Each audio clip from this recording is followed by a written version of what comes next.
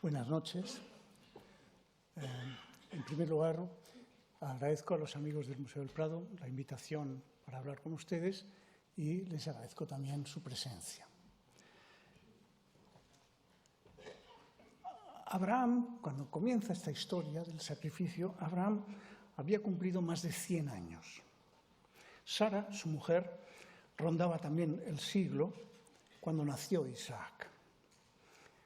Tiempo atrás, el nacimiento de Isaac había sido anunciado al patriarca por 3 ángeles del Señor con gran aparato profético, ya que el hijo de Abraham y Sara se le prometió que sería rey de muchedumbres y naciones. Por eso, cuando por fin se cumplió la promesa, Sara rió alegremente. Cito a Sara: Dios me ha dado de qué reír y quien quiera que oiga esta historia se va a reír. De hecho, el nombre de Isaac en hebreo significa risa de Dios. El nacimiento del futuro gran padre de tribus, y la historia de Isaac, es alegre, pero la historia de su padre Abraham no lo es. De origen caldeo, Abraham es un personaje ambiguo que va haciéndose rico y poderoso gracias a su astucia y su falta de escrúpulos. A su mujer, Sara, la vende 2 veces. En una ocasión al faraón de Egipto y en otra a Abimelech, en ambas ocasiones haciéndola pasar por su hermana. Aunque quizás lo peor tuvo lugar poco después de nacer el heredero, Isaac, con la repulsiva venganza de Sara contra Agar. Agar era la concubina egipcia de Abraham y ya le había dado descendencia. Y fue precisamente porque Sara vio a los 2 niños, al suyo y al de Agar, jugando y riendo juntos, por lo que ordenó a Abraham que expulsara a la concubina egipcia y a su retoño al desierto de Berseba. Cito a Sara: no quiero que el hijo de la criada herede con mi hijo. Este es uno de los múltiples episodios en los que Abraham, activamente o por dejación, este es el caso, actúa del modo más mezquino, y siempre será un misterio por qué el pueblo judío eligió como inicio de su historia a un patriarca tan evidentemente poco recomendable. Tan es así que la propia divinidad a la que Abraham obedecía tuvo que intervenir para remediar el ultraje infligido por el matrimonio a la desdichada concubina. Y así fue. Agar, expulsada, anduvo por el desierto hasta caer desfallecida, pero no quería ver al niño agonizando en el suelo y lo mantenía apretado contra su cuerpo mientras se agotaban sus fuerzas. Rendida al fin, lo tendió bajo unas matas para no asistir a su muerte y lloraba con grandes gemidos.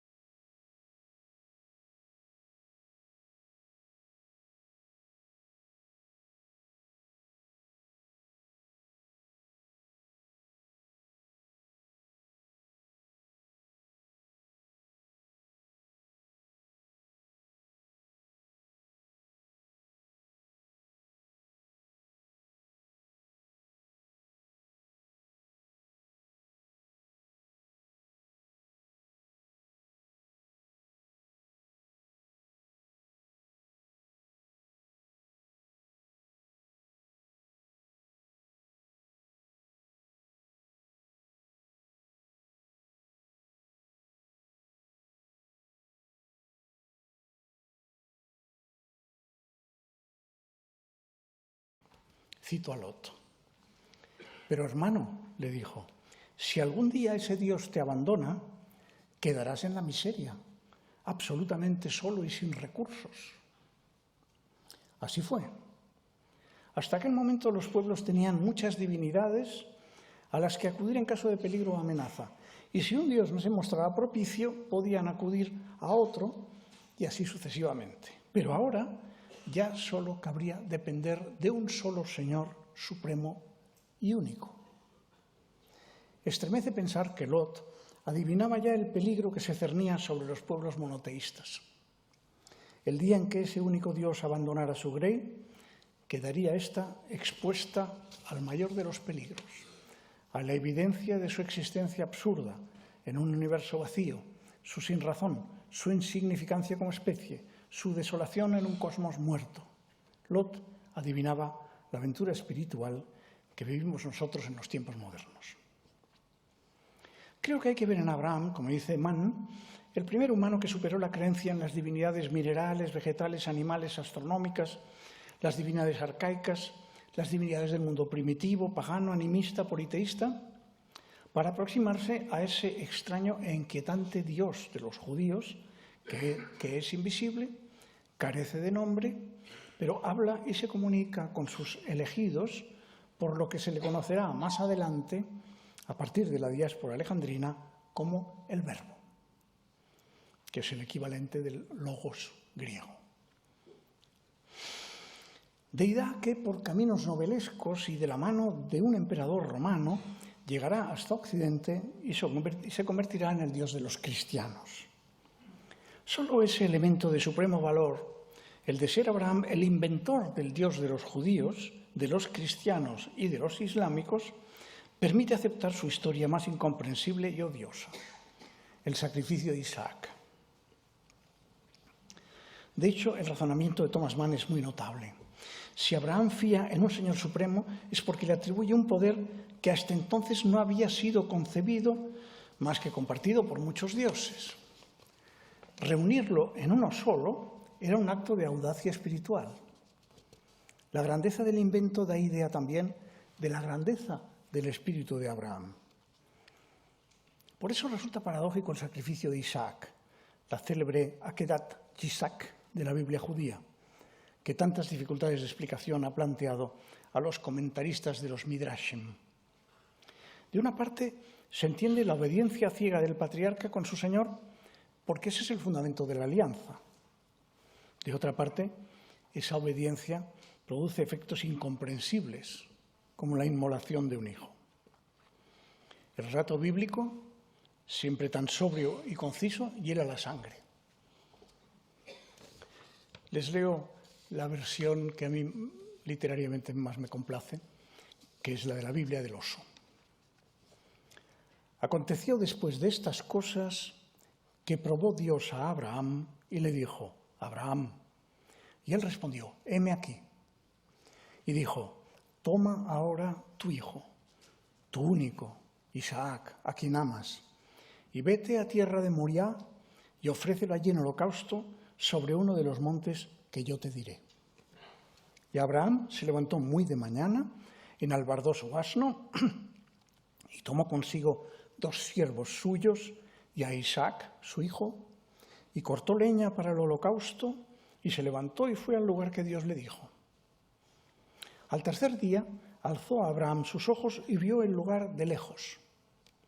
Entonces dijo Abraham a sus siervos, esperad aquí con el asno, y yo y el muchacho iremos hasta allí y adoraremos y volveremos con vosotros.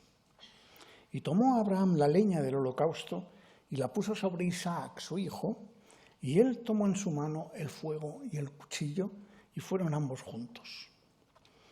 Entonces habló Isaac a Abraham, su padre, y dijo, Padre mío. Y él respondió, heme aquí, mi hijo. Y él dijo, veo el fuego y la leña, mas ¿dónde está el cordero para el holocausto? Y respondió Abraham, Dios proveerá de cordero para el holocausto, hijo mío. E iban juntos. Y cuando llegaron al lugar que Dios le había dicho, edificó allí a Abraham un altar y compuso la leña y ató a Isaac su hijo y lo puso en el altar sobre la leña, y extendió Abraham su mano y tomó el cuchillo para degollar a su hijo. Entonces el ángel de Jehová le dio voces desde el cielo y dijo: Abraham, Abraham. Y él respondió: heme aquí. Y dijo: no extiendas tu mano sobre el muchacho ni le hagas nada, porque ya conozco que temes a Dios, por cuanto no me rehusaste tu hijo, tu único. Entonces alzó Abraham sus ojos y miró, y he aquí a sus espaldas un carnero trabado en un zarzal por sus cuernos. Y fue Abraham y tomó el carnero y lo ofreció en holocausto en lugar de su hijo. La historia, magistralmente secuenciada, tiene una gran fuerza narrativa y también visual. Todos y cada uno de los versículos ha sido comentado por los rabinos y sacerdotes, tanto judíos como mahometanos y cristianos. Frente a la severidad griega, esta es una de las virtudes mayores de la escritura bíblica, su gran capacidad imaginativa. La cultura griega piensa y describe, pero la hebrea narra, está en movimiento. Los pintores se han visto seducidos por esta historia terrible de la que han dejado imágenes versículo a versículo, razón por la cual es posible recomponer la secuencia casi completa. Vamos a ver algunas de las estampas mejor definidas. Y estamos obligados a comenzar por Agar, ya que el bastardo Ismael regresará en alguno de los momentos pictóricos que mencionaremos. En la pintura de Franz Franken II, que tienen ustedes delante de los ojos, Agar y el ángel, que pertenece al Museo del Prado, este es un óleo sobre cobre de hacia 1620 y se aprecia a Ismael, que agoniza, el pobrecito, aquí, en el fondo de un paisaje, junto a la vasija vacía, claro, ya se ha agotado el agua, mientras el ángel señala a Agar la fuente que salvará sus vidas. Es un tratamiento convencional e italianizante de este interesante miembro de una vastísima familia de pintores flamencos que no toma partido y se limita a ilustrar la escena. Sin embargo, Agar y su hijo han suscitado una simpatía unánime de la que podríamos ofrecer 1000 ejemplos. Valga solo uno. Este es un Rubén maravilloso que está en el Hermitage, desgraciadamente lo tienen los rusos. Agar abandona la casa de Abraham. Y ahí ven ustedes a Sara expulsando a Agar con muy malos modos, mientras un repulsivo Abraham asoma cobardemente la cabeza por la puerta y seguramente azuza a los odiosos perros que ladran a la desventurada. Sorprendentemente, Agar no lleva de su mano a Ismael, sino que está embarazada, lo que contradice sin disimulo el texto bíblico, pero aumenta el patetismo de la estampa. Esto nos lleva a suponer que Rubens es de los artistas que ve en Abraham una figura antipática, ya que sin la menor duda el pintor conocía el relato bíblico, de modo que el invento del embarazo es intencionado. Hay en el Prado un pequeño Luca Giordano que se llama Riña de Isaac e Ismael y muestra en primer término a ambos niños, pero no juegan ni ríen como se supone que los encuentra Sara, sino que pelean y lloran. Al fondo, esta vez sí,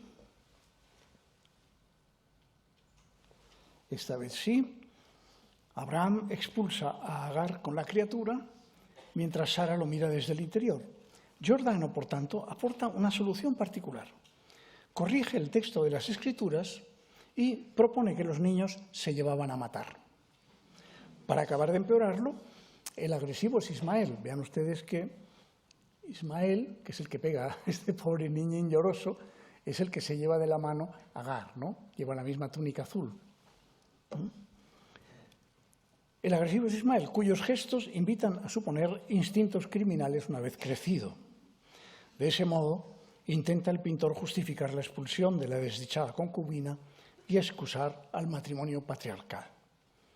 No he podido averiguar si esta versión novelesca se encontraba en algún lugar fácilmente asequible o es un invento personal de Giordano. Es una excepción curiosa. En general, cuando ya nos situamos en los escenarios del sacrificio, los artistas suelen ser respetuosos con el texto. Así, por ejemplo, los mozos que acompañan a Abraham hasta el pie de la montaña Moria, como se ve en esta pintura de Pedro Orrente, también del museo, Abraham e Isaac camino del sacrificio, esperarán allí el regreso de Abraham. Estos son los mozos, el pollino, que se quedan abajo cuando Abraham emprende la subida del monte y les dice, quedaos aquí que nosotros vamos a adorar, ya volveremos. El patriarca les ordena permanecer junto al pollino y lleva la antorcha para el fuego y el cuchillo del sacrificio. No sé si se ve, quizá por detrás será difícil de ver. Ven ustedes que lleva, bueno, la antorcha es muy fácil de ver, ¿no? Y lleva el cuchillo, aquí se ve la funda del cuchillo. Isaac carga con la leña. Este es un detalle que luego comentaremos.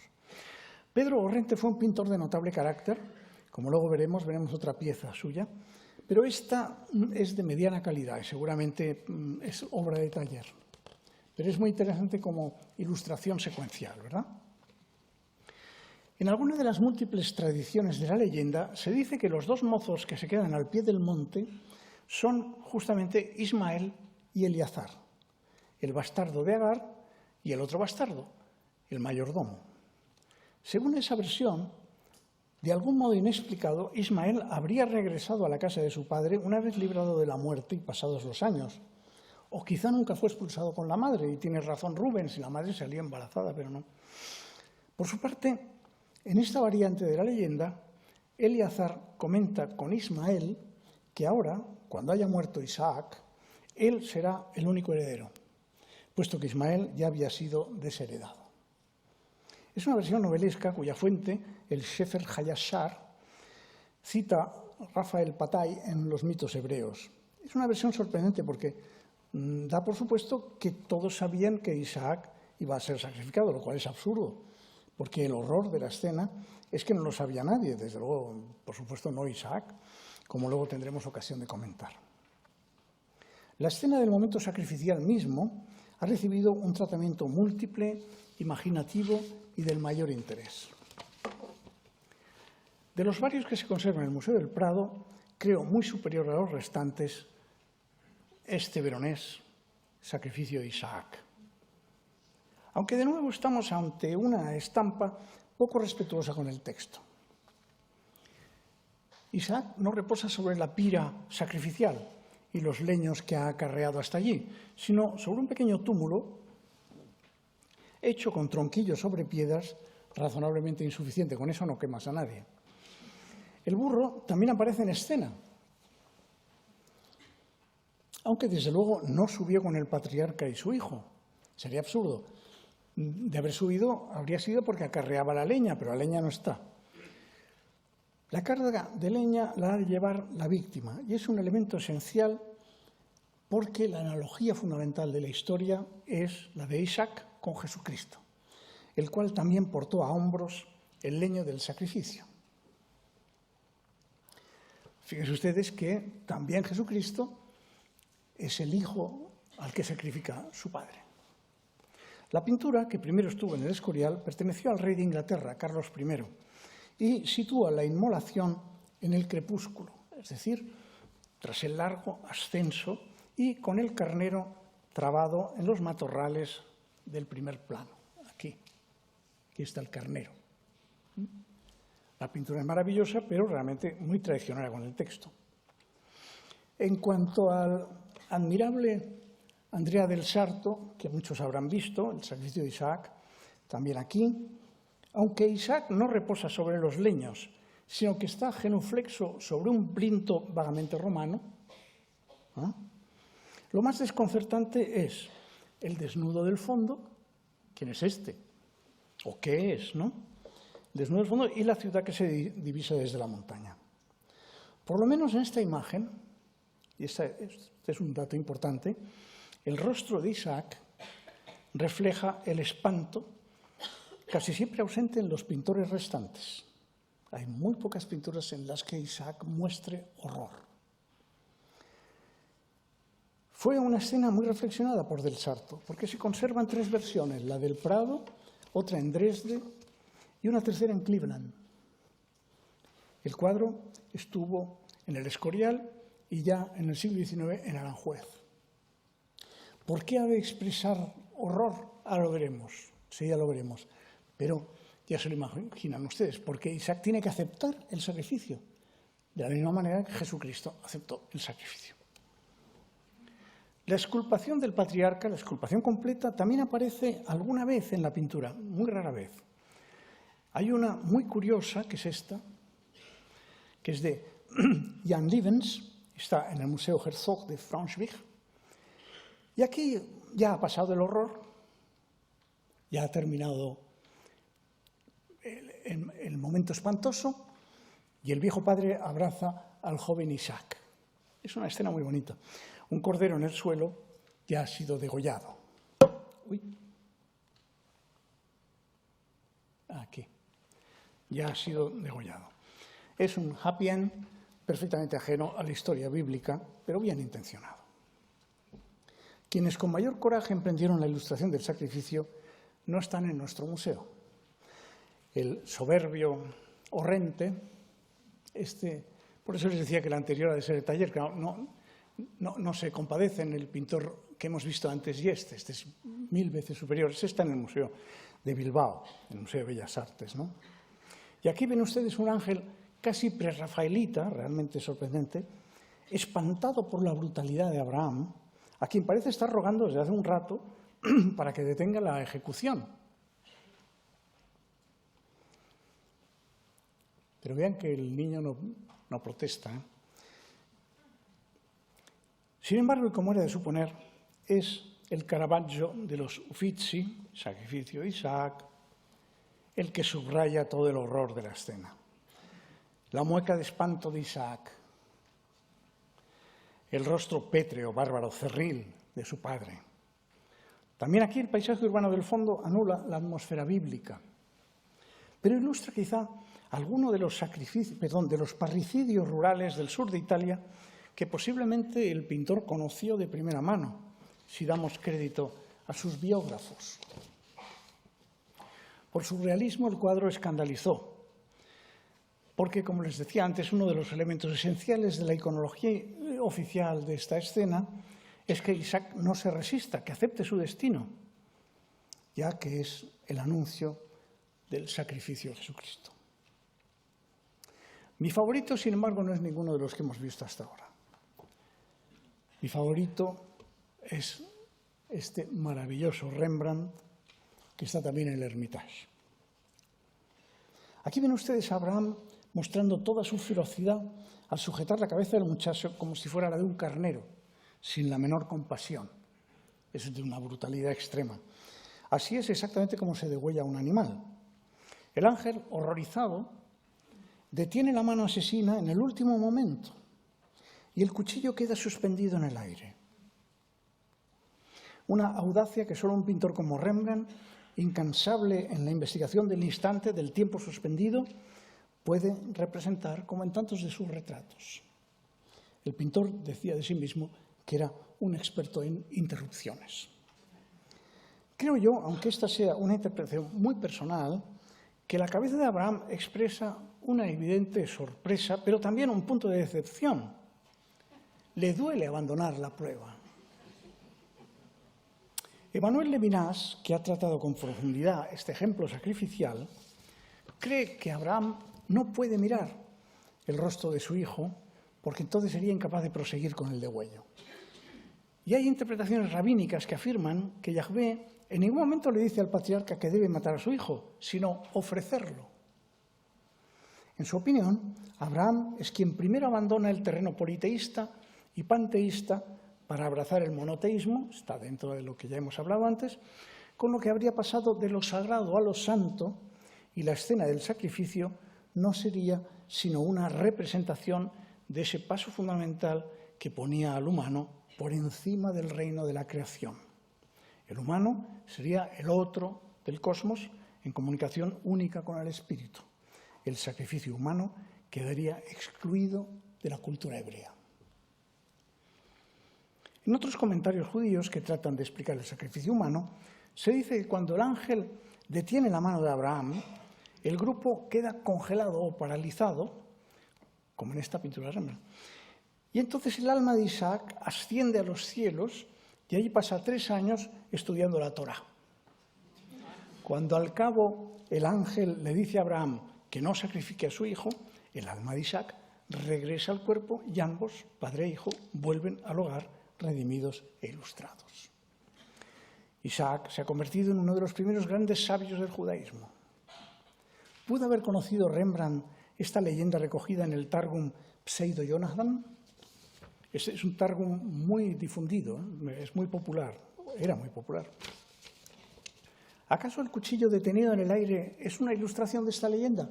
Quedó todo detenido mientras Isaac se iba a estudiar la Torá.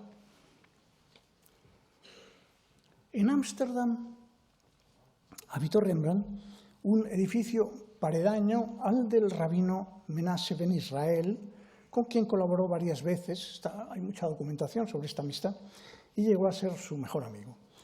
La escritura divina, por ejemplo, que un dedo graba en el muro durante la cena del rey Baltasar, le fue sugerida por él. Ven ustedes, bueno, sí, no hace falta que lo señale, claro, es evidente. Fue sugerida por él.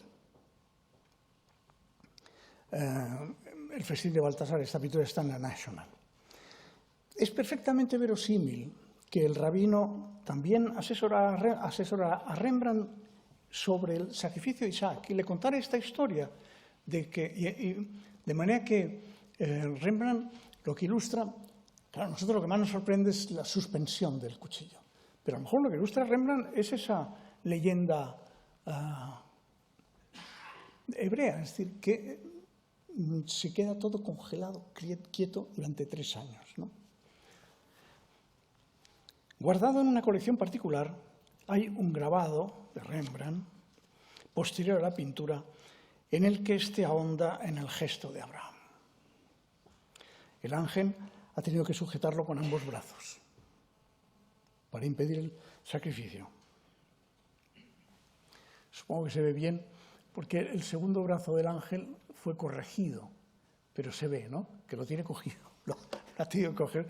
Es un placaje de rugby, o sea, lo ha tenido que realmente que paralizar, ¿no? El patriarca reacciona como un gesto entre incrédulo y colérico. Hay incluso una especie de vacinilla destinada a recoger la sangre del degüello, como se hace con los corderos para luego consumirla. En este caso no vemos ni siquiera la pira sacrificial, porque es innecesaria. Esta es para mí la imagen suprema de quienes ven en Abraham un caso único y sagrado de asesino. Pero, ¿lo era? El misterio de esta escena bíblica ha desconcertado en gran manera a los comentaristas, sobre todo a los que pertenecen a la fe cristiana. Puede parecer que el sacrificio de un hijo era solo un ritual de tradición pagana y por esta razón aceptamos su presencia, la presencia del sacrificio humano, en tragedias como Ifigenia en Áulide, de Eurípides. ¿Recuerdan ustedes que en la tragedia de Eurípides la hija de Agamenón, Ifigenia, es sacrificada? Ya veremos cómo. Es una forma literaria, nos decimos, la griega, atada a la fatalidad, a la crueldad de los dioses, al juego despiadado de los oráculos, a la concepción fatalista del destino. Pero eso no cabe en el Dios cristiano, o se supone que no cabe en el Dios cristiano, el cual carece o debiera carecer por completo de connotaciones de engaño, juego cruel o castigo del inocente. Y sin embargo, Abraham emprende su camino decidido a quitarle la vida a Isaac por mandato divino.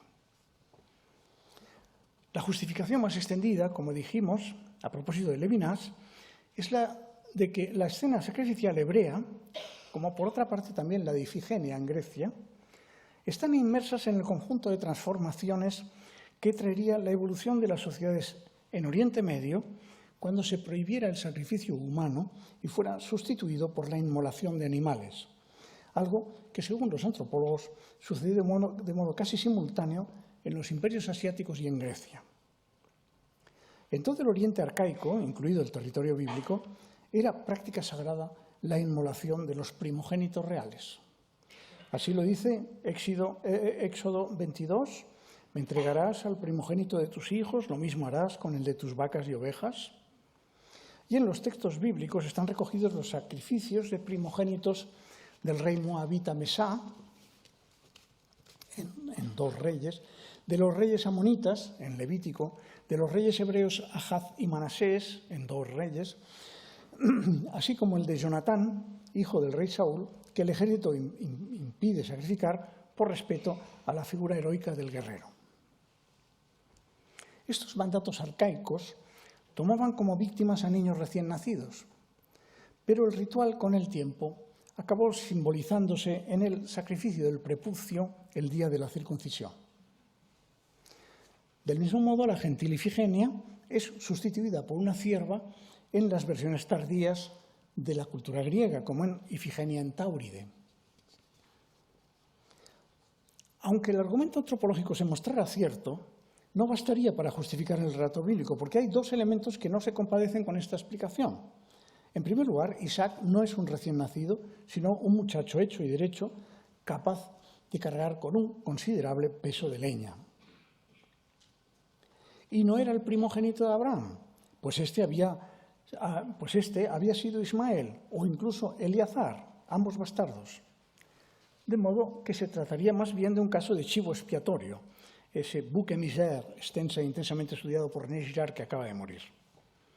Pero en ese caso, en el caso de que se tratara de una escena de chivo expiatorio, ¿qué estaba expiando a Abraham? ¿Qué colectividad había elegido a Isaac para aliviar su culpa? Tampoco esta justificación parece tener sentido, aparte de que la noción científica misma del chivo expiatorio se presta a infinidad de narraciones contradictorias. Así que la justificación antropológica no cambia en absoluto el carácter incomprensible del asesinato. Y si acudimos al segundo conjunto de comentaristas, los comentaristas cristianos, no los hebreos sino los cristianos, nos encontramos con que eligen precisamente como justificación del sacrificio lo incomprensible e inaceptable de la historia. Es, en efecto, la imposibilidad de explicar y justificar esa acción nefasta lo que, de un modo paradójico, acaba por redimirla entre algunos comentaristas. El más conocido e inteligente de ellos, en esta segunda familia de intérpretes, es Søren Kierkegaard. En Temor y temblor escribió la más extraordinaria justificación de Abraham. Su tesis se basa en el credo quia absurdo, creo porque es absurdo, que es una glosa de un texto de Tertuliano en De Carne Christi, solo que Kierkegaard lo eleva a la potencia metafísica de todos conocida.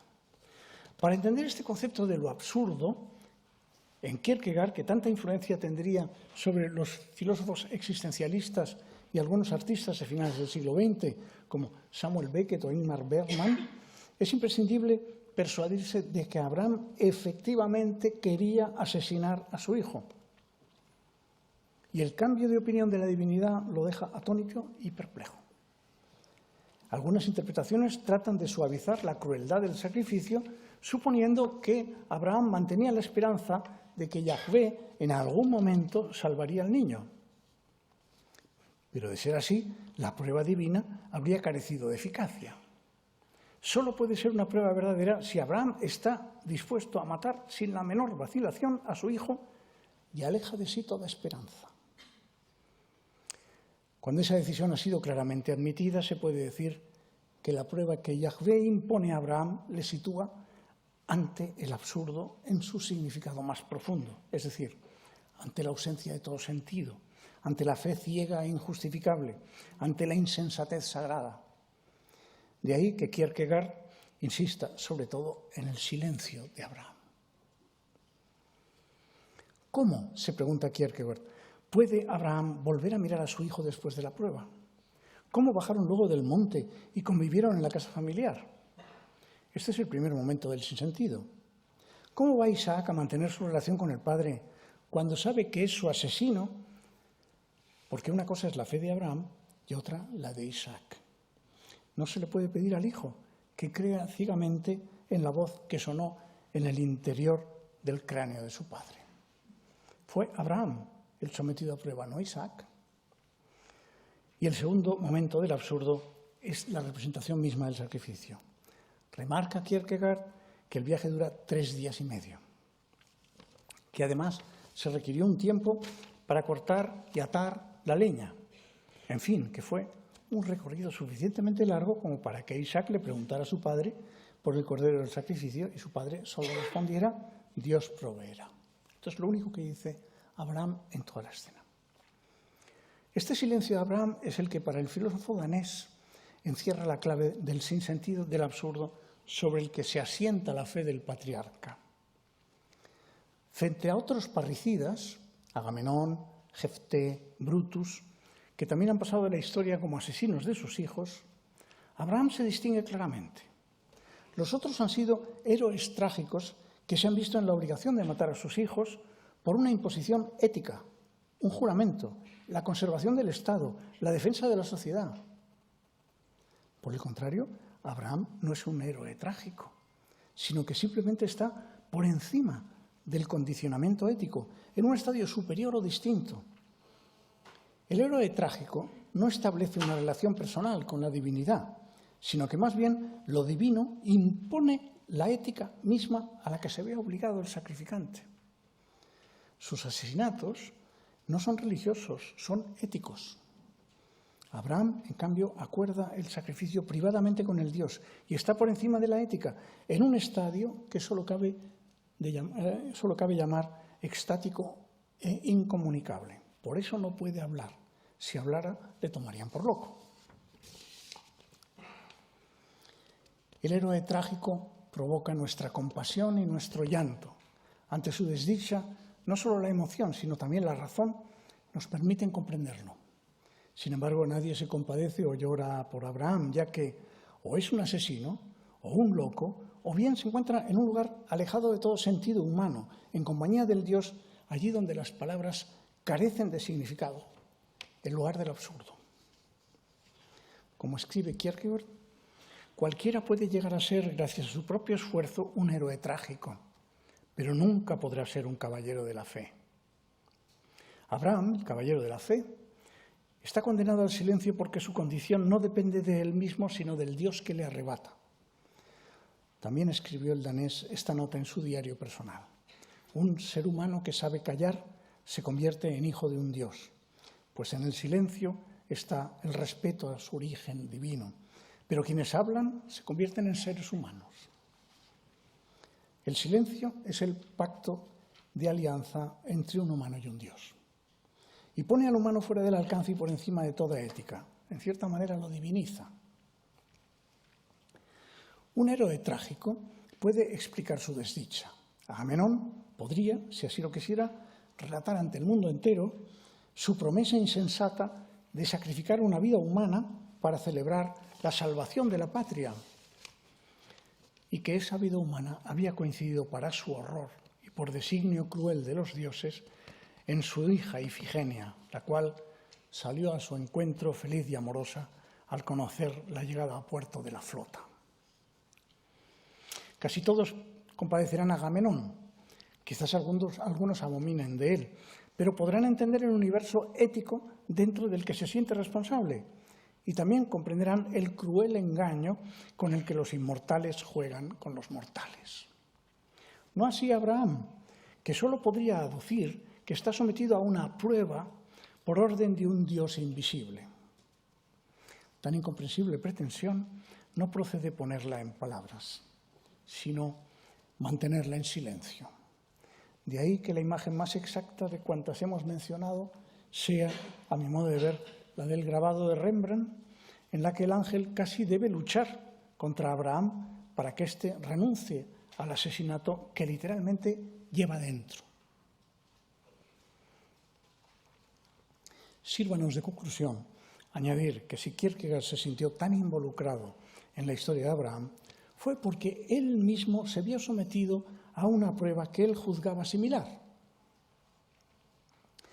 Prometido en matrimonio a Regina Olsen, tras muchas dudas, llegó a la conclusión de que un deber superior, filosófico y teológico, le obligaba a abandonar a su novia por sentirse incapaz de llevar una vida conyugal compatible con su pasión por la religión y por la filosofía. Y así lo hizo, provocando un considerable escándalo en la sociedad danesa de su tiempo. El daño que causó a Regina fue realmente una suerte de asesinato moral, pues la deshonra significaba entonces la muerte social de la rechazada. Incapaz de explicar los tres estadios de su filosofía, el estadio estético, el estadio ético, el estadio religioso, aplicados a Regina, prefirió traicionar la verdad del estadio ético con el silencio del estadio religioso y prefirió pasar de ser Agamenón a ser Abraham. Hay además una pretensión realmente absurda en su sacrificio, ya que presupone que Regina, como Isaac, aceptaría el asesinato en nombre del Dios desconocido. Sorprendentemente no le faltaba razón. Así como Isaac no huyó del hogar paterno tras la experiencia, así también Regina Olsen no denunció a Kierkegaard por incumplimiento del contrato matrimonial, que era lo más común en la época. No por eso los testigos del asesinato moral se congraciaron con el sacrificante. De hecho, el danés escribió su famoso libro, Temor y Temblor, con el único fin de justificarse ante Regina y ante la sociedad danesa, con lo que finalmente traicionó aquello que para él era lo esencial del caballero de la fe, el silencio. Las paradojas persiguieron a Kierkegaard, o el absurdo, persiguieron a Kierkegaard hasta su muerte. Regina, personaje realmente simpático e inteligente, superó el trauma, se casó con Friedrich Schlegel, un culto caballero, que tiempo más tarde sería nombrado gobernador de las Indias Occidentales. Es lo que hoy son las Islas Vírgenes del Caribe. El matrimonio fue un éxito y ambos leían juntos con gran placer los escritos de Kierkegaard, que ya por entonces se había hecho famoso. Por los testimonios que se han conservado, parece ser que se les oía reír a carcajadas. Regina y Søren no se volvieron a ver. Muchas gracias.